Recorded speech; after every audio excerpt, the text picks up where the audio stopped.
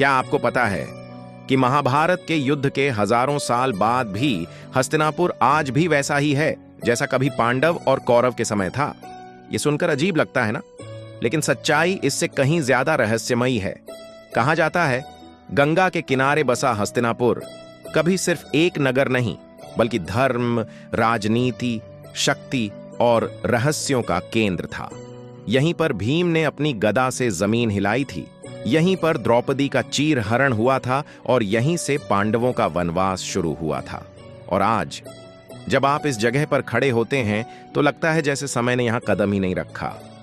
स्थानीय लोग कहते हैं कि कुछ पुराने भवनों, खंडहरों और मंदिरों में एक अदृश्य ऊर्जा है जो अब भी वही पुराना युग जिंदा रखे हुए है। मानो जैसे महाभारत का युद्ध खत्म हुआ हो और लोग बस अभी अभी अपने घरों में लौटे हों। कुछ साधु तो दावा करते हैं कि रात के समय गंगा किनारे हल्की हल्की रणघोष की ध्वनि सुनाई देती है, जैसे कोई अदृश्य सेना अभी भी तैयार खड़ी हो। पुराणों में भी इसका जिक्र है कि महाभारत का युद्ध सिर्फ राजवंश का अंत नहीं था, बल्कि एक काल चक्र का मोड़ था, और हस्तिनापुर इस काल चक्र के बीचों बीच स्थित है। इसलिए यह कभी पूरी तरह नष्ट नहीं हो सकता। इतिहासकारों ने भी कई बार हैरानी जताई है, क्योंकि यहाँ की कुछ इमारतों के नीचे की नींव इतनी पुरानी है कि आधुनिक तकनीक भी उसकी उम्र का सही अंदाजा नहीं लगा पाती। खुदाई में मिले बर्तन, शस्त्र और शिलालेख इस बात की गवाही देते हैं कि यहाँ का असली चेहरा आज भी धरती के नीचे छिपा हुआ है। सबसे रहस्यमयी बात यह है कि कुरुक्षेत्र के युद्ध के बाद भी पांडवों ने यहीं से राजपाट चलाया था, और कहा जाता है कि पांडवों के हिमालय गमन के बाद भी कुछ चिरंजीवी योद्धा समय समय पर यहां लौटते रहे। कई किंवदंतियों में आता है कि अश्वत्थामा आज भी गंगा किनारे मंदिरों में पूजा करने आता है, और वो मंदिर आज भी वहीं खड़े हैं। तो क्या यह संभव है कि हस्तिनापुर को किसी अदृश्य शक्ति ने संरक्षित कर रखा है?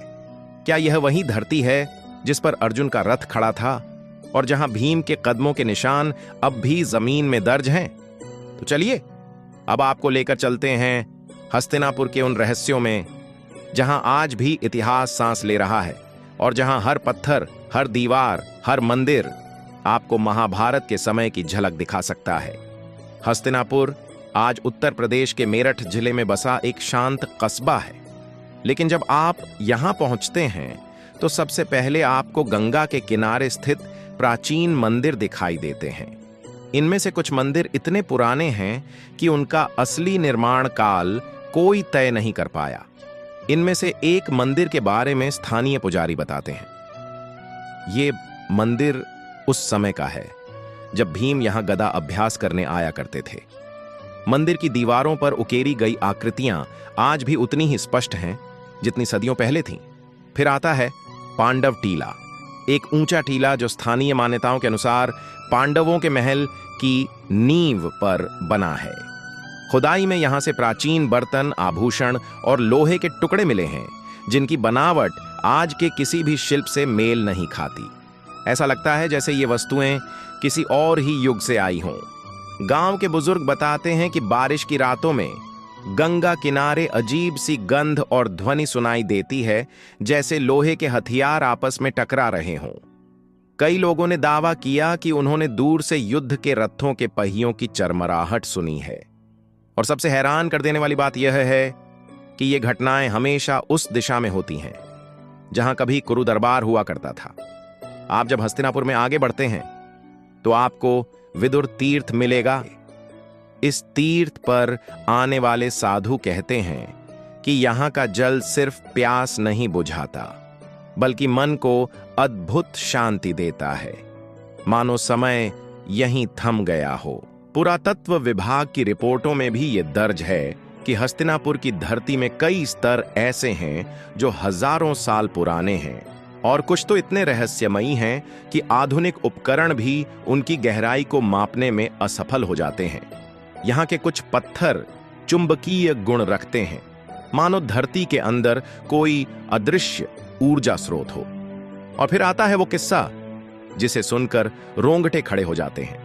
एक स्थानीय शिकारी ने दावा किया कि उसने गंगा किनारे सफेद वस्त्र पहने एक लंबे, घायल और बेहद गंभीर चेहरे वाले व्यक्ति को देखा। जब उसने पास जाकर बात करने की कोशिश की तो वह व्यक्ति सिर्फ इतना कहकर चला गया, मैंने कुरुक्षेत्र देखा है और मैं प्रायश्चित में हूं।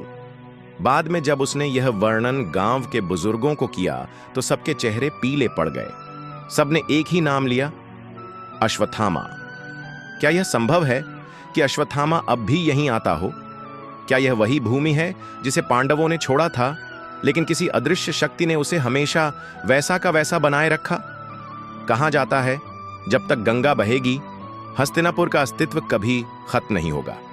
और अगर आप वहां जाएंगे तो आपको भी महसूस होगा कि कहीं ना कहीं महाभारत का युग अब भी यही है, बस हमारी आंखें उसे देखने की क्षमता खो चुकी हैं। तो दोस्तों, आज की यह वीडियो पसंद आई हो तो इसे एक लाइक करके चैनल को भी सब्सक्राइब करें। तब तक के लिए जय श्री कृष्ण।